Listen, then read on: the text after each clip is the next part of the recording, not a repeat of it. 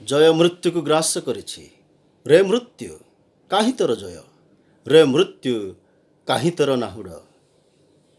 ମୃତ୍ୟୁଞ୍ଜୟୀ ଯୀଶୁଙ୍କ ନାମରେ ଆପଣମାନଙ୍କୁ ମୁଁ ସମସ୍ତଙ୍କୁ ସାଧୁବାଦ ଜ୍ଞାପନ କରେ।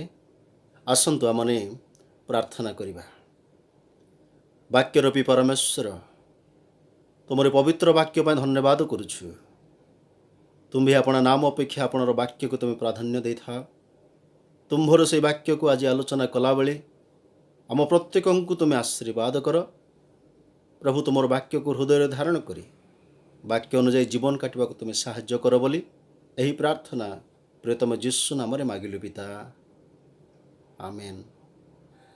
ଆଜି ସମଗ୍ର ପୃଥିବୀରେ ସମସ୍ତ ମଣ୍ଡଳୀ ଗୃହମାନ ବନ୍ଦ ହୋଇକି ଅଛି, କିନ୍ତୁ ମୁଁ ବିଶ୍ୱାସ କରେ ବିଶ୍ୱାସୀ ମାନଙ୍କର ହୃଦୟ ରୂପକ ଦ୍ୱାର ଯେ ତାହାଙ୍କ ପାଇଁ ଉନ୍ମୁକ୍ତ। ଯୀଶୁ କହିଲେ, ମୁଁ ପୁନରୁତ୍ଥାନ ଓ ଜୀବନ। ମାଥ୍ୟୁ 27 ଅଧ୍ୟାୟରେ ଦୂତ ସ୍ତ୍ରୀ ଲୋକମାନଙ୍କୁ କହିଲେ, ସେ ଏଠାରେ ନାହାନ୍ତି, ସେ ଯେ ପ୍ରକାର କହିଥିଲେ ସେ ସେହିପରି ଉଠି ଅଛନ୍ତି। ସେ ମୃତ୍ୟୁଞ୍ଜୟୀ ପରମେଶ୍ୱର। ଆଜିର ପୁନରୁତ୍ଥାନ ଦିବସରେ ପୁନରୁତ୍ଥାନର 7 ଗୋଟି ଆଶୀର୍ବାଦକୁ ଆମେ ଆଲୋଚନା କରିବା।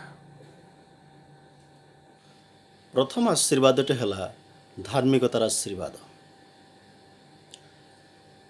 ରୋମୀ ତାର 4:24 ଏବଂ 25 ପଦରେ ଏହି ପ୍ରକାର ଲେଖାଯାଏ, ସେହି ଯୀଶୁ ଆମ୍ଭମାନଙ୍କ ଅପରାଧ ନିମନ୍ତେ ସମର୍ପିତ ହେଲେ, ପୁଣି ଆମ୍ଭେମାନେ ଧାର୍ମିକ ଗଣିତ ହେବା ନିମନ୍ତେ ଉତ୍ଥାପିତ ହେଲେ।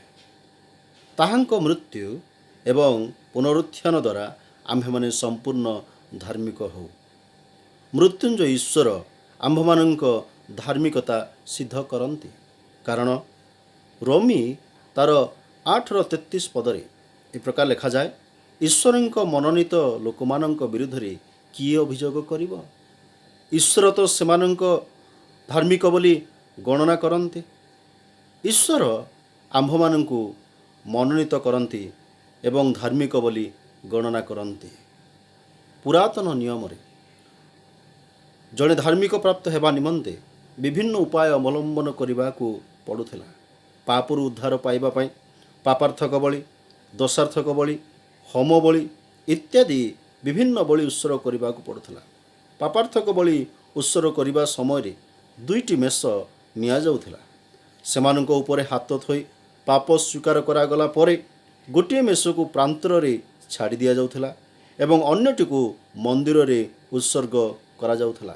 ଏହି ପ୍ରକାରେ ଲୋକେ ଧାର୍ମିକ ବା ପାପ ପରିଷ୍କୃତ ବୋଲି ଗଣାଯାଉଥିଲେ। ଏଥିରେ ପ୍ରତିବର୍ଷ ପାପ ବଳି ଉତ୍ସର୍ଗ କରିବାକୁ ପଡ଼ୁଥିଲା। କିନ୍ତୁ ଯୀଶୁ ଆମ୍ଭମାନଙ୍କ ଅପରାଧ ନିମନ୍ତେ ଥରେ ସମର୍ପିତ ହେଲେ, ପୁଣି ଆମ୍ଭେମାନେ ଧାର୍ମିକ ଗଣିତ ହେବା ନିମନ୍ତେ ଉତ୍ଥିତ ହେଲେ। ଆମ୍ଭେମାନେ ତାହାଙ୍କ ପୁନରୁତ୍ଥାନ ଦ୍ୱାରା ଧାର୍ମିକତାର ଆଶୀର୍ବାଦ ପ୍ରାପ୍ତ ହୋଇଅଛୁ। ଏଣୁ ବାଇବେଲରେ ଲେଖାଯାଏ, ରୋମୀ ତାର 4:24 ଏବଂ 25 ପଦରେ, ଆମ୍ଭେମାନେ ଧାର୍ମିକ ଗଣିତ ହେବା ନିମନ୍ତେ ଯୀଶୁ ଉତ୍ଥାପିତ ହେଲେ। ଦ୍ୱିତୀୟ ଆଶୀର୍ବାଦଟି ହେଲା ଜୀବିତ କରନ୍ତି ବା ସେ ଜୀବନ ପ୍ରଦାନ କରନ୍ତି। ପ୍ରଥମ କରନ୍ତି ତାର 15 ଅଧ୍ୟାୟ 20-22 ପଦରେ ପାଉଲ ଏ ପ୍ରକାର ଲେଖନ୍ତି, ଯେଣୁ ଆଦମ ଦ୍ୱାରା ଯେପରି ସମସ୍ତେ ମୃତ୍ୟୁଭୋଗ କରନ୍ତି, ସେହିପରି ମଧ୍ୟ ଖ୍ରୀଷ୍ଟଙ୍କ ଦ୍ୱାରା ସମସ୍ତେ ସଜୀବ ହେବେ। ଆଦମ ପାପ କରିବା ହେତୁ ମୃତ୍ୟୁଭୋଗ କଲେ ଓ ତାଙ୍କ ଦ୍ୱାରା ମନୁଷ୍ୟ ପାପର ଅଧୀନ ହୋଇ ମୃତ୍ୟୁ ନିକଟରେ ସମର୍ପିତ ହୋଇଥିଲା। କିନ୍ତୁ ପ୍ରଭୁ ଯୀଶୁ ଖ୍ରୀଷ୍ଟଙ୍କ ଦ୍ୱାରା ଆମ୍ଭେମାନେ ସମସ୍ତେ ଜୀବିତ ହେବା କାରଣ ପ୍ରଭୁ ଯୀଶୁ ମୃତ୍ୟୁକୁ ଜୟ କରି ମୃତ୍ୟୁର ନାହୁଡ଼ ଭାଙ୍ଗି ଉଠିଅଛନ୍ତି। ଆମମାନେ ଯଦି ଦେଖୁ ପ୍ରଥମ କରନ୍ତି ତାର 15 ଅଧ୍ୟାୟ 20-22 ପଦ ମଧ୍ୟରେ ପ୍ରକାର ଲେଖାଯାଏ, କିନ୍ତୁ ପ୍ରକୃତରେ ଖ୍ରୀଷ୍ଟ ମହାନିଦ୍ରା ପ୍ରାପ୍ତ ଲୋକମାନଙ୍କର ପ୍ରଥମ ଫଳ ସ୍ୱରୂପେ ମୃତମାନଙ୍କ ମଧ୍ୟରୁ ଉତ୍ଥିତ ହୋଇଅଛନ୍ତି। କାରଣ ମନୁଷ୍ୟ ଦ୍ୱାରା ମୃତ୍ୟୁ ଉପସ୍ଥିତ ହୋଇଥିବାରୁ ମନୁଷ୍ୟ ଦ୍ୱାରା ମଧ୍ୟ ମୃତମାନଙ୍କର ପୁନରୁତ୍ଥାନ ଉପସ୍ଥିତ ହୋଇଅଛି। ଯେଣୁ ଆଦମଙ୍କ ଦ୍ୱାରା ଯେପରି ସମସ୍ତେ ମୃତ୍ୟୁଭୋଗ କରନ୍ତି, ସେହିପରି ମଧ୍ୟ ଖ୍ରୀଷ୍ଟଙ୍କ ଦ୍ୱାରା ସମସ୍ତେ ସଜୀବ ହେବେ। ପ୍ରଭୁ ଆମମାନଙ୍କୁ ଖ୍ରୀଷ୍ଟ ଯୀଶୁଙ୍କର ପୁନରୁତ୍ଥାନ ଦ୍ୱାରା ଅନନ୍ତ କାଳ ପାଇଁ ଆମମାନଙ୍କୁ ସଜୀବ କରନ୍ତି। ସେ ଅନନ୍ତ ଜୀବନ ଆମମାନଙ୍କୁ ଆଶୀର୍ବାଦ ସ୍ୱରୂପ ପ୍ରଦାନ କରନ୍ତି। ପ୍ରିୟ ବନ୍ଧୁମାନେ, ତାହାଙ୍କର ପୁନରୁତ୍ଥାନରେ ଆମେ ଅନନ୍ତ ଜୀବନ ଲାଭ କରିଅଛୁ। ତୃତୀୟ ଆଶୀର୍ବାଦଟି ହେଲା ସ୍ୱାସ୍ଥ୍ୟ। ତାହାଙ୍କ ପୁନରୁତ୍ଥାନର ଶକ୍ତିରେ ଆମ୍ଭେମାନେ ଶାରୀରିକ ସୁସ୍ଥତା ପ୍ରାପ୍ତ ହୋଇଥାଉ। ପ୍ରେରିତ ତାର 3 ଅଧ୍ୟାୟ 15-16 ମଧ୍ୟରେ ପ୍ରକାର ଲେଖାଯାଏ, କିନ୍ତୁ ଜୀବନର କର୍ତ୍ତାକୁ ବଦ୍ଧ କଲେ ତାହାଙ୍କୁ ଈଶ୍ୱର ମୃତ୍ୟୁମାନଙ୍କ ମଧ୍ୟରୁ ଉଠାଇଅଛନ୍ତି। ହଁ, ତାହାଙ୍କ ଦ୍ୱାରା ଦତ୍ତ ବିଶ୍ୱାସ ଆପଣ ସମସ୍ତଙ୍କ ସାକ୍ଷାତରେ ଏହାକୁ ସମ୍ପୂର୍ଣ୍ଣ ସ୍ୱାସ୍ଥ୍ୟ ଦାନ କରିଅଛି। ସେହି ପୁନରୁତ୍ଥାନ ଯୀଶୁଙ୍କ ନାମରେ ଆମ୍ଭେମାନେ ସୁସ୍ଥତା ଲାଭ କରିଥାଉ। ଦିନ 3 ଘଣ୍ଟା ସମୟରେ ଯେତେବେଳେ ପିତର ଓ ଯୋହନ ମନ୍ଦିରକୁ ଯାଉଥିଲେ, ଜଣେ ଖଞ୍ଜକୁ ସୁନ୍ଦର ନାମକ ଦ୍ୱାରରେ ଦେଖିବାକୁ ପାଇଥିଲେ। ଆମମାନେ ସେଠାରେ ଦେଖୁ, ପିତର କହିଲେ, ରୂପା କି ସୁନା ମୋହର ନାହିଁ, ମାତ୍ର ମୋହର ଯାହା ଅଛି ତାହା ତୁମ୍ଭକୁ ଦେଉଅଛି। ନାଜରିତୀୟ ଯୀଶୁ ଖ୍ରୀଷ୍ଟଙ୍କ ନାମରେ ଚାଲ। 8 ପଦରେ ପ୍ରକାର ଲେଖାଯାଏ, ସେ କୁଦା ମାରି ଠିଆ ହେଲା। ହଁ ପ୍ରିୟ ବନ୍ଧୁମାନେ, ପୁନରୁତ୍ଥିତ ଯୀଶୁଙ୍କ ନାମରେ ଆମ୍ଭେମାନେ ସ୍ୱାସ୍ଥ୍ୟ ପାଇଥାଉ। ଚତୁର୍ଥ ଆଶୀର୍ବାଦଟି ହେଲା ଶକ୍ତି। ପ୍ରଭୁ ଯୀଶୁ ସେ ଆମ୍ଭମାନଙ୍କୁ ଶକ୍ତି ପ୍ରଦାନ କରନ୍ତି।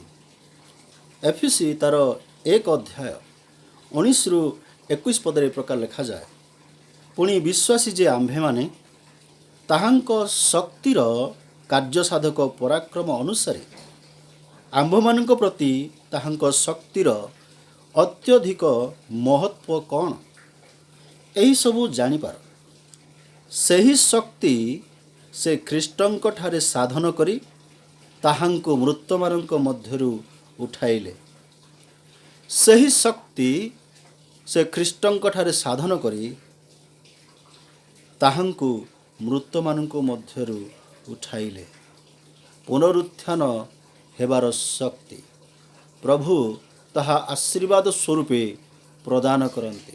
ତାହା ଯୀଶୁଙ୍କୁ ଯେଉଁ ପ୍ରକାରେ ପ୍ରଦତ୍ତ ହୋଇଥିଲା, ଯେଉଁ ଶକ୍ତି ବ୍ୟବହାର କରି ପ୍ରଭୁ ଯୀଶୁଙ୍କୁ କବରରୁ ଉଠାଇଥିଲେ, ସେହି ଈଶ୍ୱର ଆଉ ସେହି ଶକ୍ତି ଯୀଶୁଖ୍ରୀଷ୍ଟଙ୍କର ପୁନରୁତ୍ଥାନରେ ଆମମାନଙ୍କୁ ପ୍ରଦାନ କରିବାର ଆଶା ପ୍ରକଟ ହୁଏ।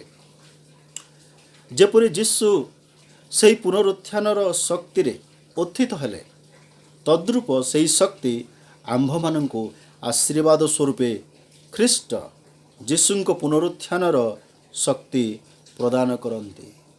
ତାହାଙ୍କ ପୁନରୁତ୍ଥାନରେ ଆମ୍ଭେମାନେ ମଧ୍ୟ ସେହି ପୁନରୁତ୍ଥିତ ହେବାର ଶକ୍ତି ପ୍ରାପ୍ତ ହୋଇଅଛୁ।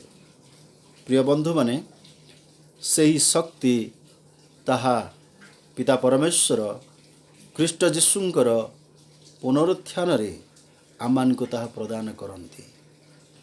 ତେଣୁ ପ୍ରଭୁ ଯୀଶୁ ସେହି ଚତୁର୍ଥ ଆଶୀର୍ବାଦ ଆମମାନଙ୍କୁ ପ୍ରଦାନ କରିଛନ୍ତି। ଯେପରି ଆମ୍ଭେମାନେ ଯଦ୍ୟପି ମୃତ ହେଉ, ତଥାପି ପୁନରୁତ୍ଥିତ ହେବା ତାଙ୍କର ସେହି ପୁନରୁତ୍ଥାନର ଶକ୍ତିରେ। ପଞ୍ଚମ ଆଶୀର୍ବାଦଟି ହେଲା ମିଳନ। ମିଳନ ପ୍ରଦାନର ଆଶୀର୍ବାଦ।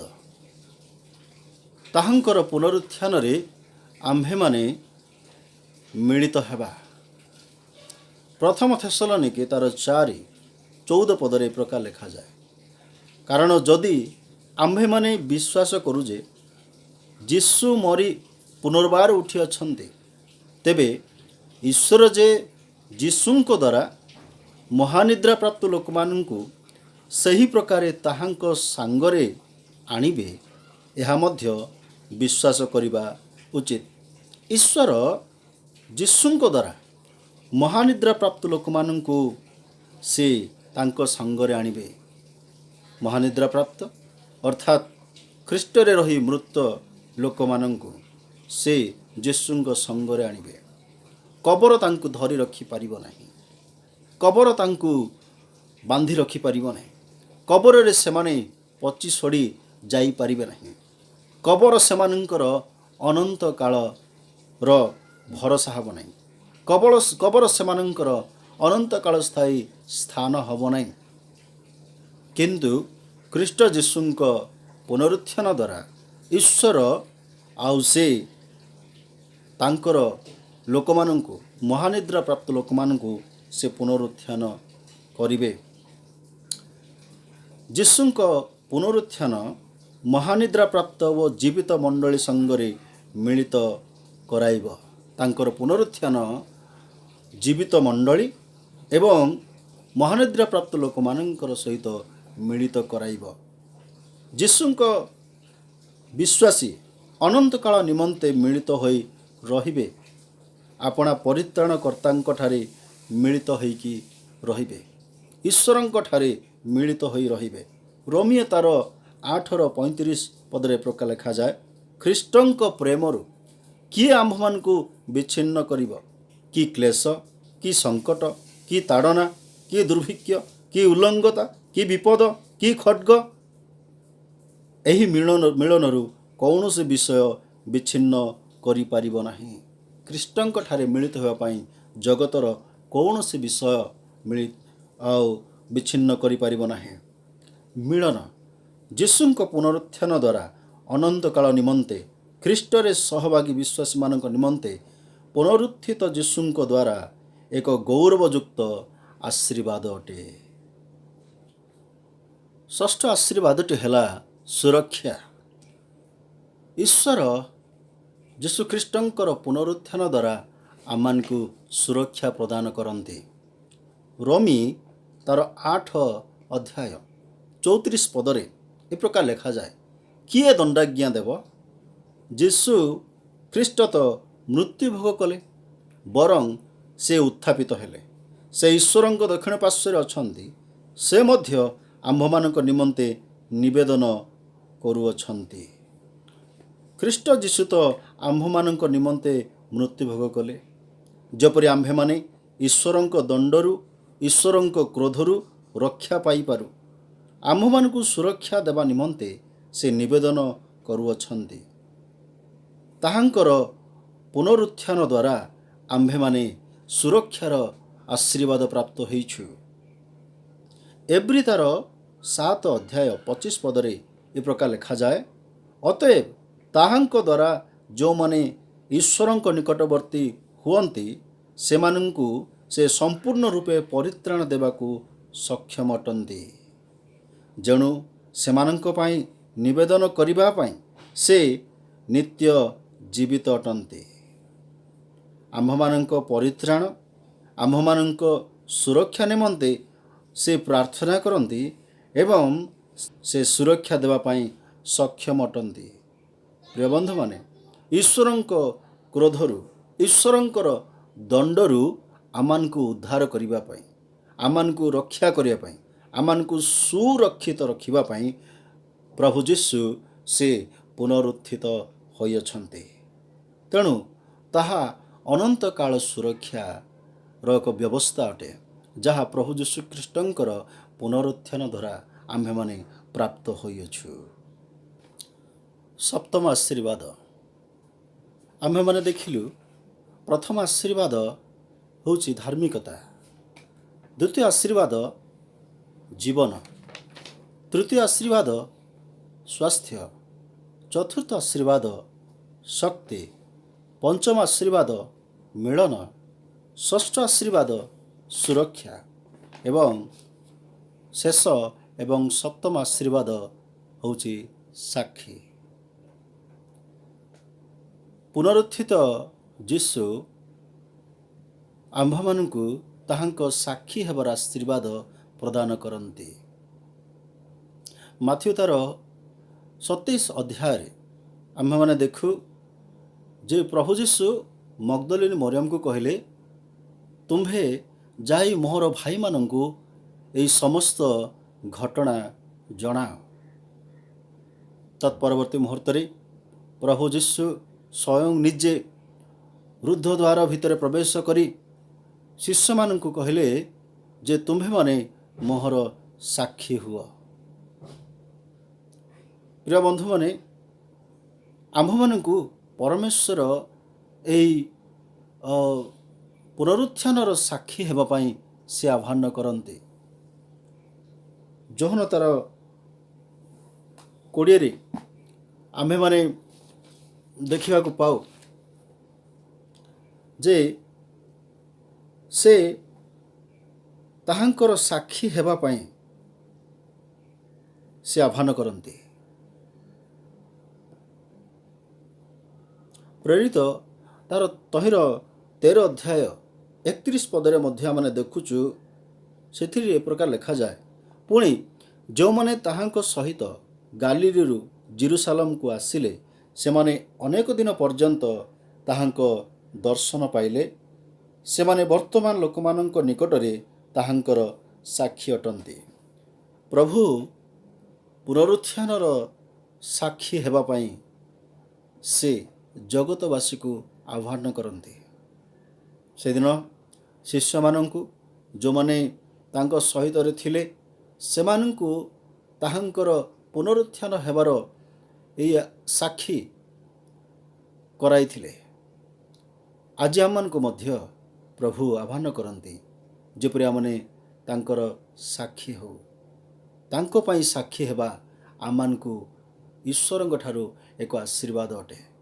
ତେଣୁ ପ୍ରିୟ ବନ୍ଧୁମାନେ, ଆମମାନେ ଦେଖୁଛୁ ଯେ ଯୀଶୁଙ୍କର ପୁନରୁତ୍ଥାନ ହେବା ପରେ ପ୍ରଭୁ କି ପ୍ରକାର ଭାବରେ ତାଙ୍କ ବିଶ୍ୱାସୀମାନଙ୍କୁ, ତାଙ୍କ ମଣ୍ଡଳୀମାନଙ୍କୁ ଆଶୀର୍ବାଦ କରୁଛନ୍ତି। ତେଣୁ ଆସନ୍ତୁ ସେହି ଆଶୀର୍ବାଦକୁ ଆମମାନେ ସ୍ମରଣ କରି ଆମମାନେ ମଧ୍ୟ ପ୍ରଭୁଙ୍କ ପାଇଁ ବ୍ୟବହାର ହେବା। ପ୍ରଭୁ ପ୍ରତ୍ୟେକଙ୍କୁ ଏହି ଦିନରେ ଆଶୀର୍ବାଦ କରନ୍ତୁ। ଆମେନ୍।